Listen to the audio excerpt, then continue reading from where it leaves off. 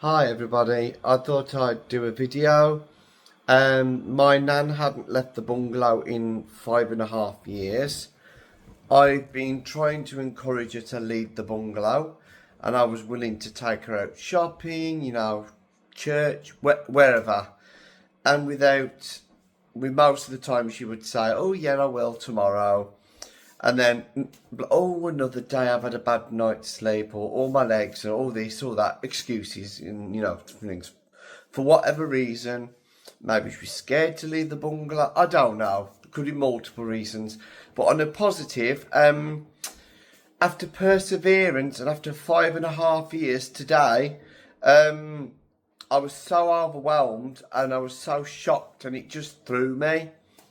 I actually managed to get my nan out of the bungalow in a taxi, go around Home Bargains, and actually had a chocolate cake and cream.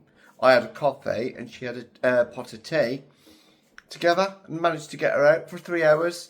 And after that perseverance and finally managing to get her out, it's a massive achievement for her, and I am so proud of her. And I felt like I wanted to cry, not because I was upset, because it was like overwhelming. I was just completely through. I still can't believe it, even though she has. I still just can't believe, why all of a sudden. I don't know. Anyway, but it's positive. But yeah, this is why I love my nan anyway. I love her to pieces. And obviously I'm a carer, and there's gonna be good days and bad days. And one of these days was a good day. I don't know whether she'll go out again, but we'll see what happens. But we'll just take it one step at a time. It's not easy being a carer looking after someone with dementia, but you have to take one day at a time. I do a lot of campaigning, raising awareness, the things that I've learned, because obviously everyone with dementia is different to someone else. Like my nan's different to someone else that might have dementia. No one's the same. But the things that I've learned since looking after my nan about various things with dementia, I've learned so much, and I keep raising awareness. And if I just happen to go shopping, I go, "Oh, my nan's got dementia. Oh yeah, I've got a loved one, they've got dementia." And I go, "Oh, have you lasting power of attorney? Have you got a will? You know what I mean? Have you heard of animal nurses? Do you know the support out there?" And different things about dementia, not just that, I mean a wide range of stuff. So I'm just trying to raise awareness, share my knowledge onto other people. But I am so proud. You wouldn't believe, I am so proud of her so much. It means so much. And even though I felt like, she's never going to leave the bungalow, I might as well face facts. And in my heart somewhere, I was going, I hope she'll just shock me one day and she'll actually go, "Yeah, go on then, book a taxi, we'll go out." And she did. And I weren't expecting it. But like I said, that is amazing. She might not go out again, but we'll just see what happens. Even though we went to one shop, because she wouldn't let me, she was like, "Oh no, I don't want you pushing me in a wheelchair." And I was like, "Nan, it might make it easy because your mobility issues with your legs and stuff." And also she has diabetes, and she can have a little bit of sweet stuff, but not like excessive. And she was like, "Oh no, I don't want my wheelchair."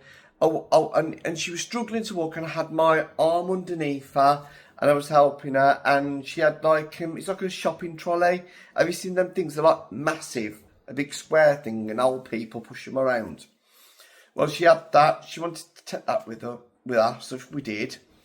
And then I had to get a trolley. Then I had to fold that and put that in the trolley. I had to ask someone. I says, "Oh, because I need to help my nan up. Could you put £1 in the trolley and get me a trolley, please? Because she's got dementia."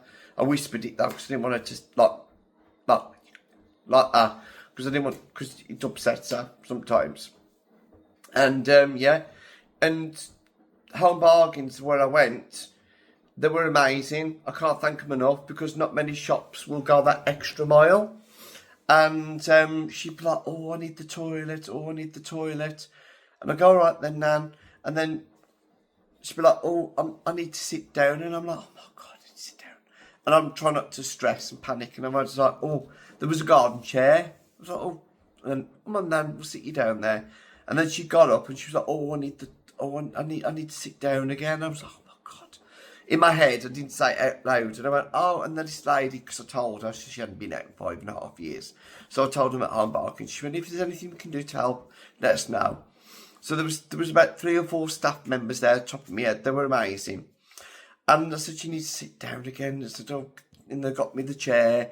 And I had to carry the chair under my arm and look after Nan. She had her hands on the supermarket trolley. And I had my arm underneath her on the one arm there, with this hand underneath her. And then I was trying to hold the chair, carry it round the supermarket. I don't know how I did it. And then, because she had to keep sitting down. And then she'd had to go to the toilet more than a few times. And even though it was frustrating for me, I just thought, Paul, she's out and about. Don't moan. It's going to be frustrating. Just stay calm. And I did. It was frustrating in my head, but I had to stay calm and stuff like that. And I said, we're going to go out again. I didn't say if. Yeah, I'd love to go out again. I said, I know you like your independence, Nan, and I love you. And I know I don't want to take the independence away from you, and you like to walk around like you always have done before, obviously, without saying it to her before the dementia.